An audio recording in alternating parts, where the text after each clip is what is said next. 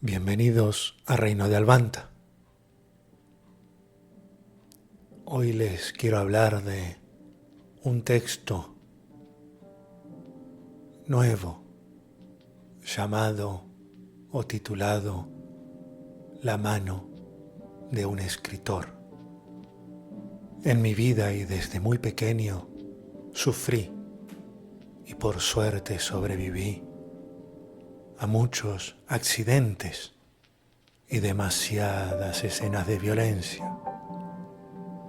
Tal vez porque siempre entrenara y por mi fortaleza física, que en realidad es mental, pude salir airoso de muchos hospitales.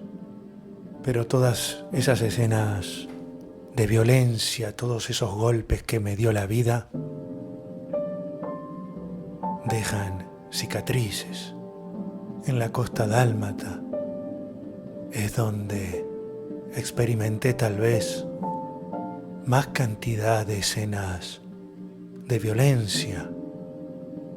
Me vi envuelto en innumerables peleas realmente trágicas en las que gente realmente buscaba hacerme mucho daño y en las que yo, defendiéndome, intentaba causar el mayor daño posible, también con decidida violencia. Tras sufrir las penurias que a muchos les causó aquel virus en el que destruyeron muchísimos negocios, entre ellos uno mío, el museo de la casa natal de Marko Marulić en la ciudad de Split. En mi desesperación por salvar el proyecto, me junté con gente sin escrúpulos y tras ser estafado, lo perdí todo, económicamente todo.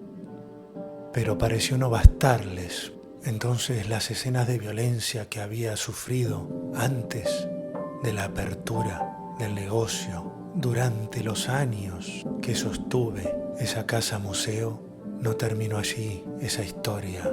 Pero una de las últimas agresiones que recibiera, en la que pude defenderme como siempre lo he hecho, con una locura mayor a la que ellos traían, siempre terminaba sorprendiéndoles. Días después comencé a sufrir una serie de desmayos. En uno de estos desmayos golpeó muy fuerte la cabeza y quedo inconsciente en el suelo, tragando sangre y sintiendo que me moría.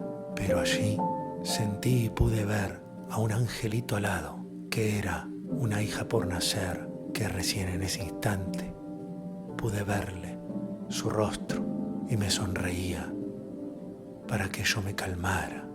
Pero yo no sabía si su presencia era que me venían a buscar o era para que me quedara tranquilo, que todavía mi momento no había llegado. Solo podía recorrer esa silueta que sobrevolaba mi cuerpo rendido en el suelo con mis ojos, pero no podía hacer más nada. Ni mis brazos ni mis piernas respondían y yo sentía que me iba.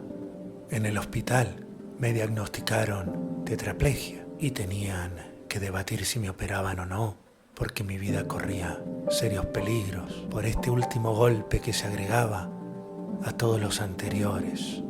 Al sobrevivir a aquellos primeros días llenos de incertidumbre, en los que solo podía rezar el rosario fervientemente, y en una de mis recaídas en terapia intensiva le dije a la Virgen: quiero valerte más vivo que muerto.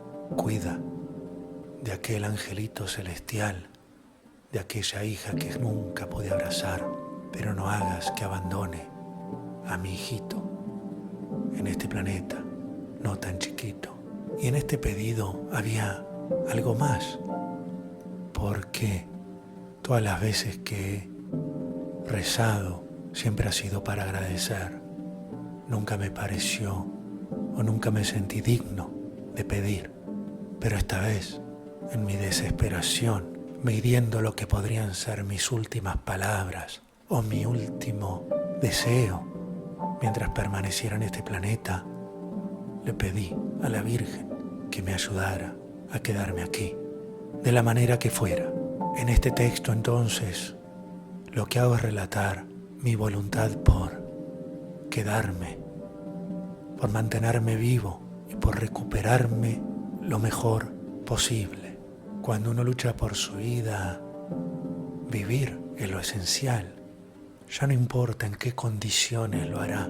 Yo decía, si puedo hablar con mi hijo, vale la pena quedarme de este lado.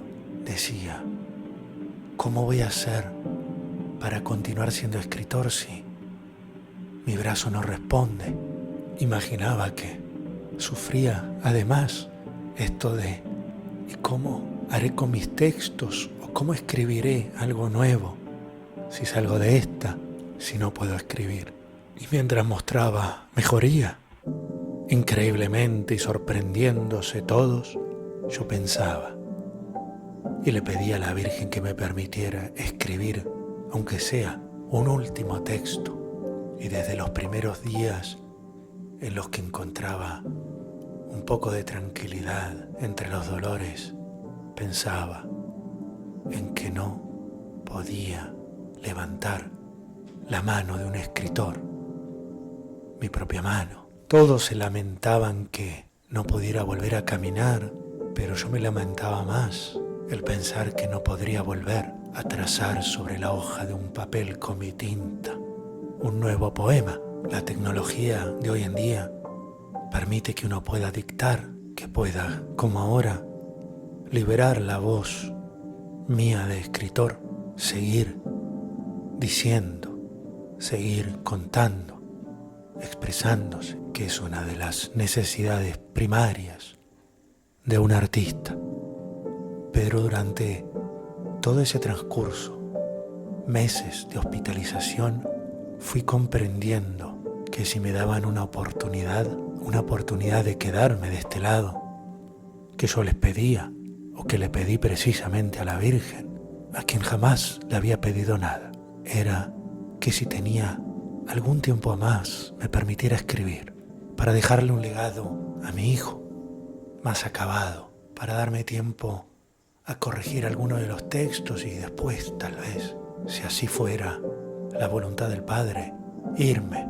Entonces, claro está que aumentó mi religiosidad, mis rezos, mis reflexiones, y contando toda mi travesía hospitalaria, durísima, pero a la vez fantástica, porque del tercer hospital me fui caminando y comenzando a sostener con mi mano de escritor una vez más mi pluma.